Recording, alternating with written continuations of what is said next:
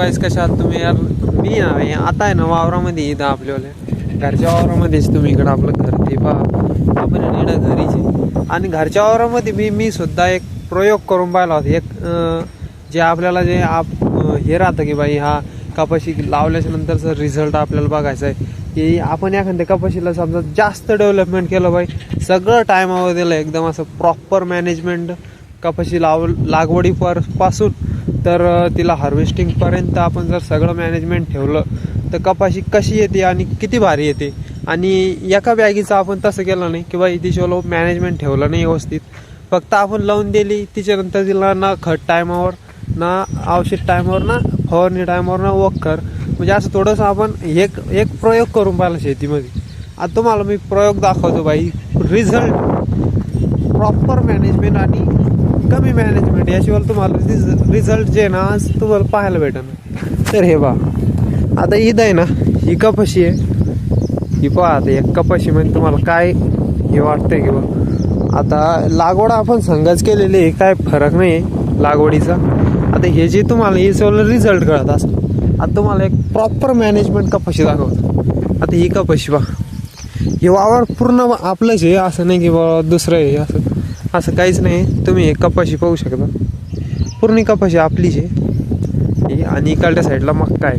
आता हे management system तुम्हाला समजत असं. आता हे बा ही कपाशी आणि ही कपाशी कटआउट काहीच नाही व्हिडिओमध्ये, तुम्ही बघू शकता बाई. म्हणजे हिला आहे ना सगळं आपण टायमावर दिलेलं आहे. हिला खत जेव्हा हे झाडं असले होते का तेव्हा हिला आपण खत टाकलं होतं, तर हिशोला रिझल्ट बघू शकता. आणि हिला आपण थोडंसं लेट टाकलं होतं आणि हिला फवारणी पण लेटच दिलेली आहे. याला आतापर्यंत 2 फवारणे झालेले आहे आणि झाडाची क्वालिटीसुद्धा बघू शकता तुम्ही. आता याला फळ म्हणजे पाते लागायला पण सुरुवात झालेली. हे बा या असे काही 2-2, 3-3, 4-4 असे पाते लागायला सुरुवात झालेली भाई. हे बा आता या झाडाला हे पाहिलं म्हणजे एक मॅनेजमेंट जे राहते ना भाई. आज तुम्हाला ह्या व्हिडिओमधून कळलं ना आज की भाई आपण जर शेतीची पिकाची काळजी घेतली तर रिझल्ट असा येतो आणि काळजी न घेतल्याचा रिझल्ट असा येतो. समजलं की भाई आपण जर प्रॉपर मॅनेजमेंट ठेवली कपाशीची तर रिझल्ट हा येईन तुमच्या पुढं. मग तुम्ही एका एकरमध्ये 10 क्विंटलसुद्धा कापूस काढू शकता, 15 पण काढू शकता. फक्त मॅनेजमेंट एकदम प्रॉपर ठेवावं लागेल. तुम्हाला आता हे रिझल्ट पाहून तुम्हाला समजत असेल की भाई की मॅनेजमेंट किती महत्त्वाची राहते कपाशीला डेव्हलपमेंट करण्यासाठी. आता हे तुम्ही सरळ बघू शकता मॅनेजमेंट आणि हे अनमॅनेजमेंट. म्हणजे याला आपण काय एवढं ध्यान दिलं नाही याच्यावरती. आता हे रिझल्ट आहे आणि ना याला आता कुठं पाहता दिसतंय ना काय. हे म्हणजे हे झाडं प्रॉपर एकदम असे एवढं हे डेव्हलपमेंट झालेलंच नाही याच्यावर. हे पाहतो काय म्हणजे हे असं राहतं का भाई मॅनेजमेंट ठेवावं लागते. कोणतंही पीक असो आपण जर त्याच्यावर ध्यान नाही दिलं ना तर रिझल्ट आपल्याला असा दिसून येतो. हे असा विषय राहतो. मग त्याच्यामुळे सांगतो आम्ही की भाई रिझल्ट तुम्हाला जर चांगला असाच पाहिजे असेल तर त्याला मॅनेजमेंट ठेवा, त्याला खत टायमावर द्या, औषध टायमावर द्या, सगळं म्हणजे एकदम प्रॉपर मॅनेजमेंट त्या खुरपणी वखरापासून तर सगळं रिझल्ट असा दिसून येईल तुम्हाला. आणि तुम्हाला उत्पन्न पण जास्त होईल आणि जास्तीत जास्त उत्पन्न घेण्याचा तरीका हाच आहे.